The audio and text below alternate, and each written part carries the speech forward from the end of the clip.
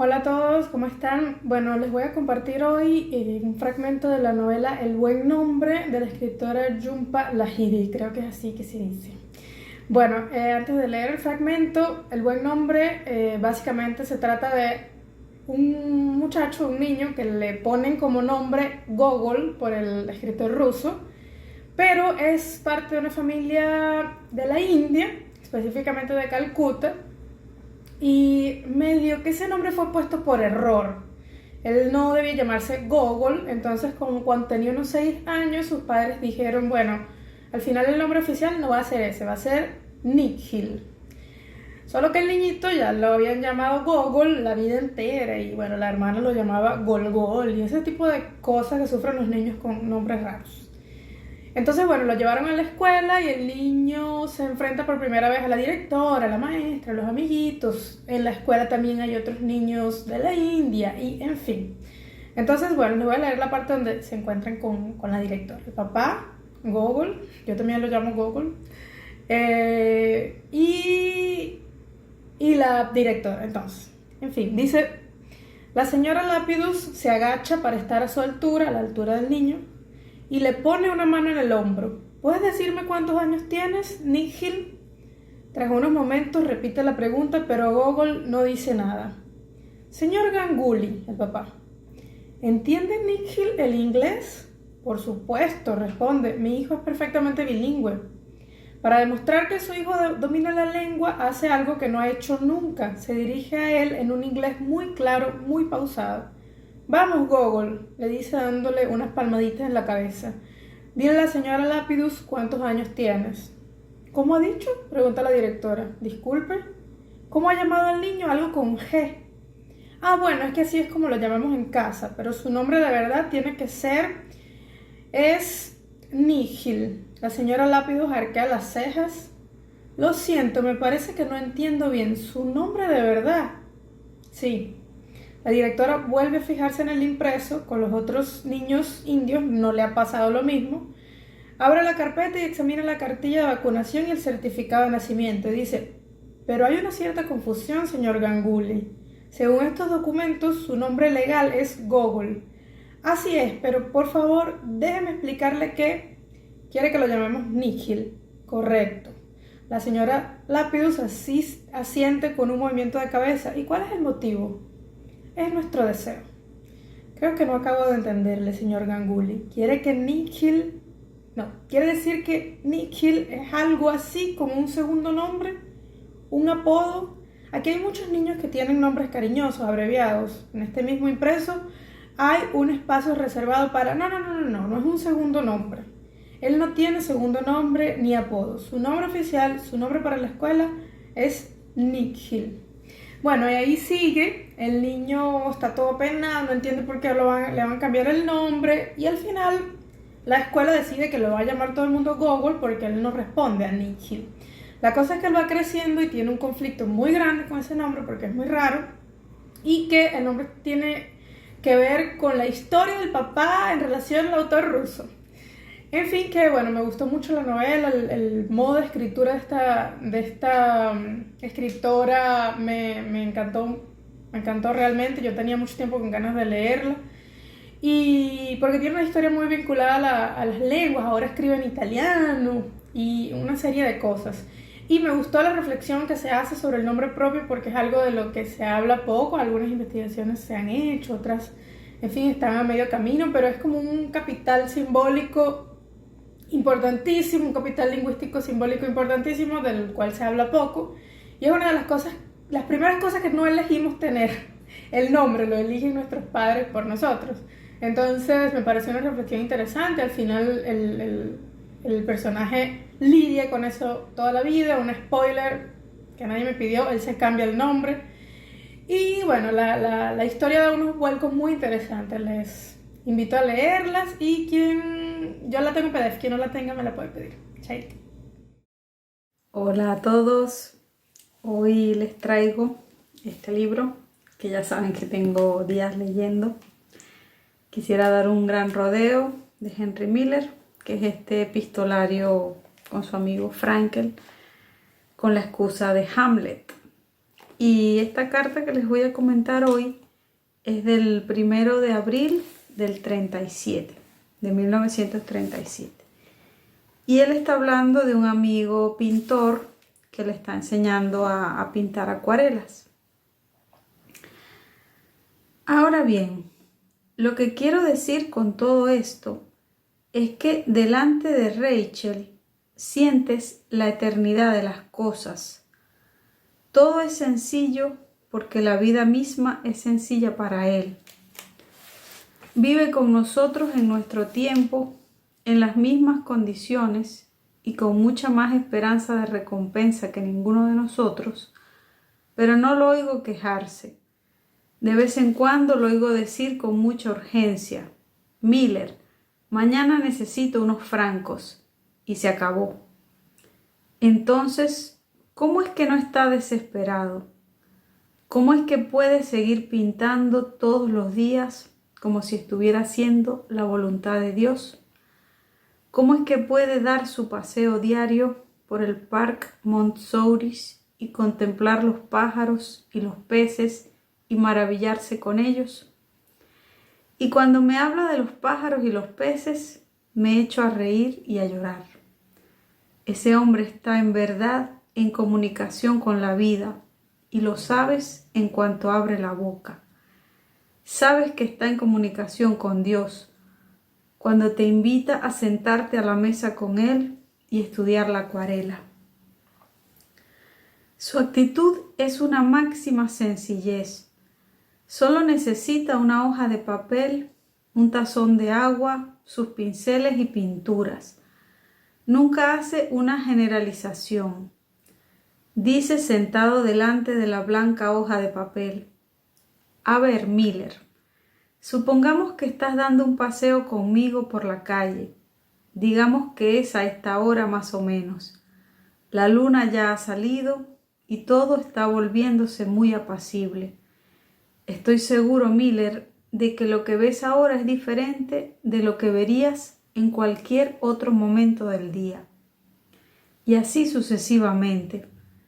Poco después hemos entrado en la casa que estamos haciendo juntos en la hojita de papel. Hay un cuarto de baño que ha trazado muy cuidadosamente para mí, e incluso un bidet, además de un estudio con mucha luz, no podía olvidar las ventanas, y una alcoba y demás. También debe haber unas escaleras para subir al piso desde la calle, y también abajo debe haber un portal. Sigue así de forma muy sencilla, pasando de una cosa a otra, siempre con vida, y siempre hay una luna o estrellas o un tiestecillo con flores o peces en el estanque. No hablamos de Dios, ni del deber, ni del fantasma, ni del comunismo, ni del esteticismo.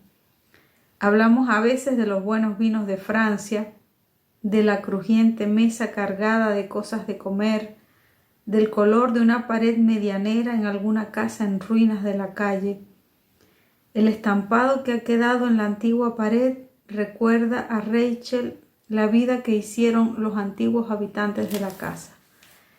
No les recuerda el ciclo histórico ni teorías astrofísicas. Le recuerda el descolorido papel de pared azul, por ejemplo, a la bonne loca que vivía en el ático, pero igualmente está agradecido a aquella bonne loca por haber dejado ese hermoso espacio azul en la pared carbonizada. Ve la marca de la escalera y recuerda que no paraba de subir y bajar todo el día para atender a su egoísta señora. Recuerda el espejito que colgó por encima de la palangana y en el que se miraba todos los días y tal vez pensara que era guapa. Sigue así de zona en zona, cogiendo margaritas en silencio, por decirlo así. Para mí es una cura, me enseña algo sobre la vida, y cuando me despido de él, por lo general con una brillante luz de luna, porque últimamente esta ha sido brillante y clara, siempre pienso en lo maravilloso que es estar vivo, ver simplemente las cosas, oír, saborear y oler simplemente. Las cosas más sencillas me parecen silenciosamente milagrosas y tengo la sensación de que todo está bien y en su lugar. Y entonces comprendo que si no es así, es culpa nuestra. Y como para corroborar esa impresión, basta con que siga adelante un poco y mire en el interior del cellar donde mi amigo Edgar está sorbiendo tranquilamente un aperitivo. En cuanto veo a Edgar, todo cobra un cariz diferente. Al instante oigo las ruedas girar y estoy de nuevo ahí dentro, en el cerebro humano, donde todo está torcido y manga por hombro y no hay alegría ni paz porque lo domina la mente. Bueno, me encanta esta referencia a ese pintor y cómo esa persona incide en Miller de un modo tan benéfico, ¿no? Que siempre que sale de esas clases se siente vivificado, se siente agradecido por vivir, por oler, por saborear, por disfrutar de las cosas sencillas de la vida. Bueno, eso era lo que les quería comentar. Feliz día a los amigos de la Cátedra Libre. En esta oportunidad quisiera recomendarles algo que es un librito por su tamaño, pero su contenido bastante denso y bastante interesante. Este libro de Ángel Rama que se llama La narrativa de Gabriel García Márquez. En realidad es un libro que yo conseguí en la última feria de libro que hubo en el 2021. Se edita por El Perro y la Rana. Es un rescate porque esto proviene de las clases que por allá en la década a principios de los 70 daba Ángel Rama. Este libro se puede haber perdido como muchos apuntes, muchas cosas que se publicaron simplemente con poco tiraje o en folletos o en revistas, artículos cortos, pues, pero realmente cuando se toman como libro hacen una colección bien interesante. A mí me parece que pertenece a la tradición de libros que se pueden hacer como el de Doris Sommer. Doris Sommer, ¿se acuerdan de esa obra que se llama Ficciones Fundacionales? Donde lo que hace la autora es rescatar, apuntalar o perfilar qué es lo que hace que una obra pertenezca a la tradición verdaderamente sea una obra de carácter nacional o fundacional. A mí me parece que Ángel Rama hace lo mismo porque, por ejemplo, como a teórico acucioso que es Ángel Rama, toma una cita de Antonio Gramsci, donde dice Antonio Gramsci que el problema cuando no se suscita una literatura nacional es porque los intelectuales en su torre de marfil están desfasados de su tradición nacional, no la logran atrapar, no la logran expresar o cuando lo hacen la tergiversan o lo hacen artificiosamente como impostura. Entonces me parece bastante interesante. Eso para la tradición del folclore, pero cuando se va a la tradición, por ejemplo, de obras de por sí literaria como el Génesis. Por ejemplo, el autor aquí, Ángel Rama, dice que no importa saber si leyó a profundidad o no leyó a profundidad el Génesis, porque en realidad lo que interesa es saber cómo García Márquez rescata de la tradición de lo que estaba en el inconsciente colectivo de su pueblo para representar la obra. Dice así, por ejemplo, una cita: 100 años de soledad propone sin cesar esa funcionalidad de la literatura que hace posible cosas imposibles. Me parece maravilloso y magistral este recorrido que hace Ángel Rama. Un abrazo. También quisiera recomendarles esta novela, me la pasó la profesora Vivian Morales, una excelente recomendación, porque yo tenía este autor, Philip Kerr, un autor británico, no sé, como autor de novelas policiales o novelas negras, pero novelas así muy de kiosco, no, y me ha parecido de una exquisita prosa y excelentemente llevada a la trama. Esta obra se llama Una investigación filosófica. Muchos recordarán que así se llama o se titula un libro del autor que se llama Ludwig Wittgenstein, el de la foto, Ludwig Wittgenstein, el que escribió sobre el lenguaje. Ajá. Entonces, esta obra es una novela casi, una mezcla entre novela negra y novela policial y novela de ciencia ficción. Aunque como yo tengo la idea, ¿no? La sospecha, la profesora Maylene me recomendó, me pasó una serie últimamente que se llama Years and Years. Entonces me hace tener la sospecha de que los británicos cuando hacen ciencia ficción en realidad hacen o visualizan lo que ya tienen al frente, muy cerca de ellos. Esta obra fue escrita como en el 91.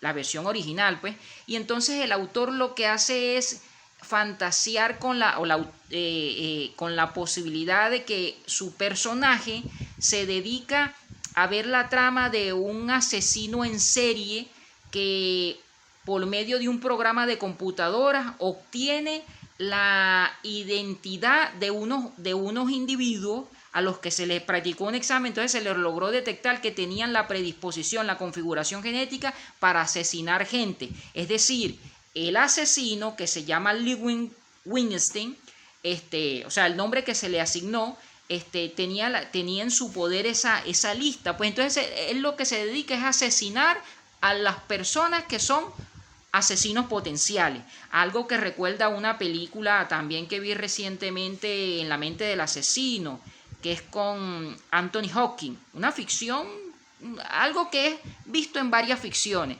O la película Minority Report. ¿Cómo puede ser asesino alguien que no ha cometido un asesinato? Pero entonces el que se dedica a asesinarlo es realmente malo o un justiciero.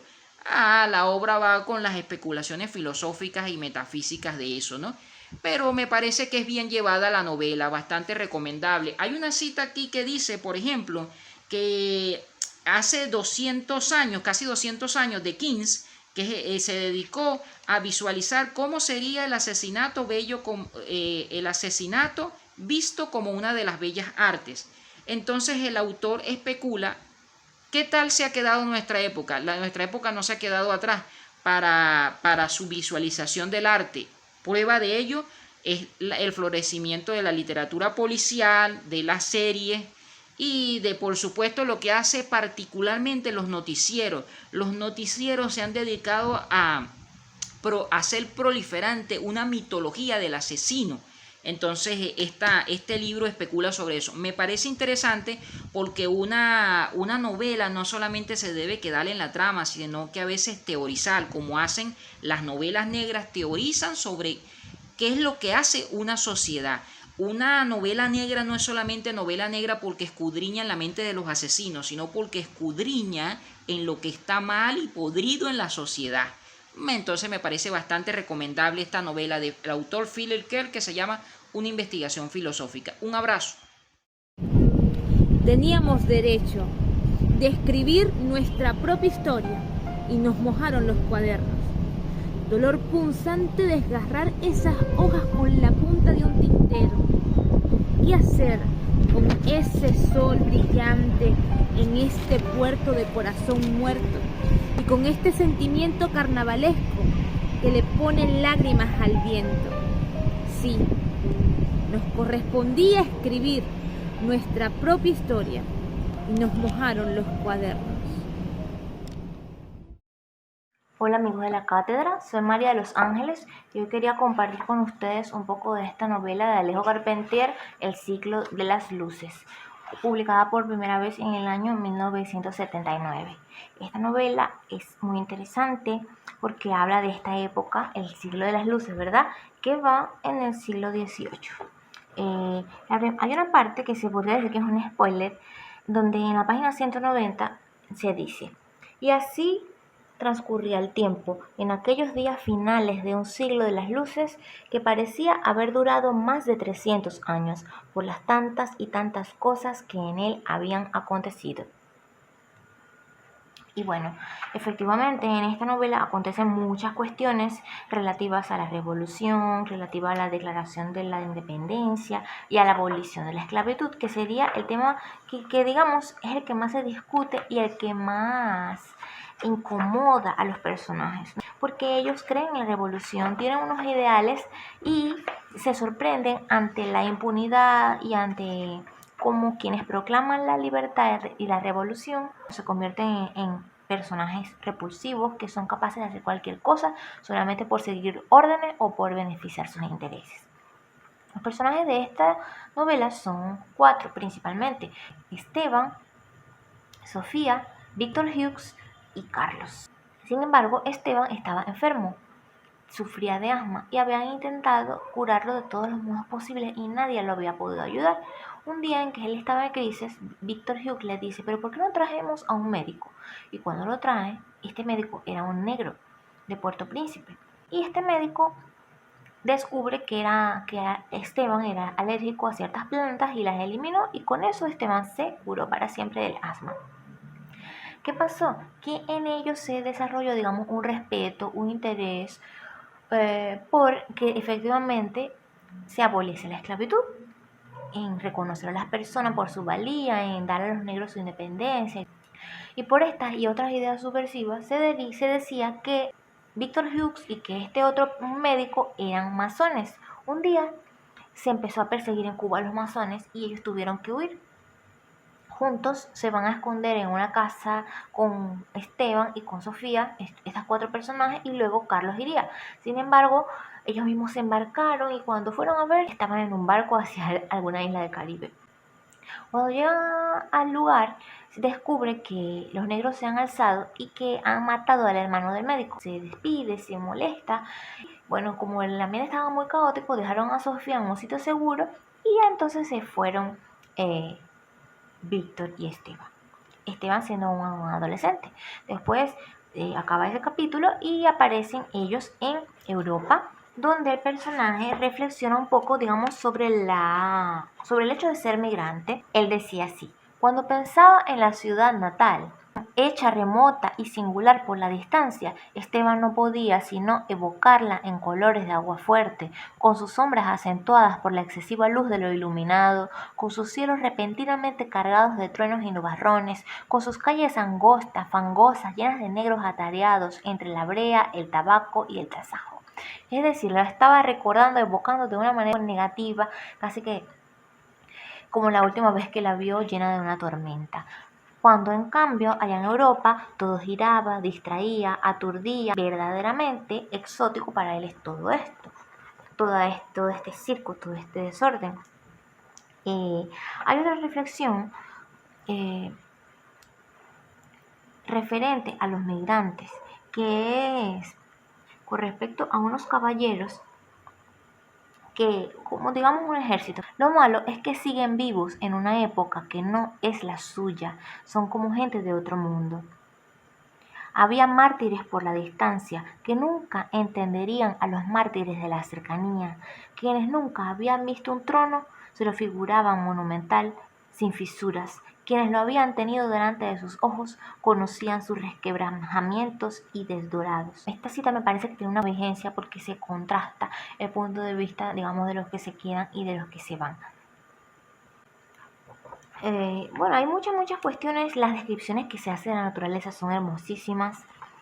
De verdad es un libro bastante, digamos, contemplativo. Te traslada así a las islas del Caribe, Islas Vírgenes. Y bueno, entonces esta es la novela. Disculpen que no haya aparecido, pero espero que les haya gustado y nos vemos en una próxima ocasión. Hola amigos de la cátedra, por aquí les saluda Jailin Chirino. En esta oportunidad quiero compartir con ustedes, y porque está cerca el Día del Amor y la Amistad, el poema que se titula El Amenazado, y quienes me conocen saben que es mi favorito, el poema de Jorge Luis Borges. Es el amor, tendré que ocultarme o que huir.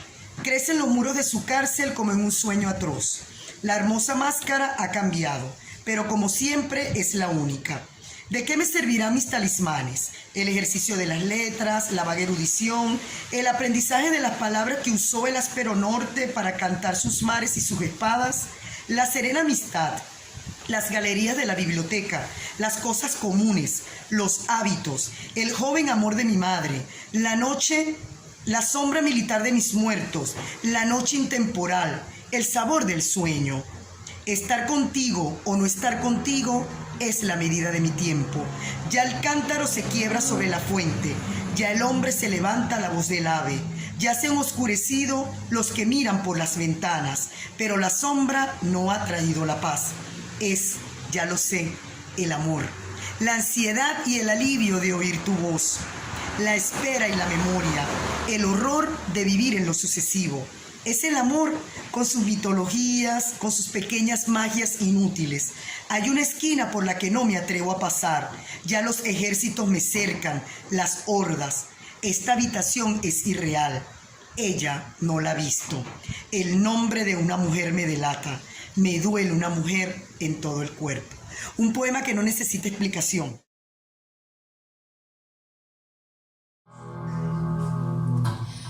eres el viento que empuja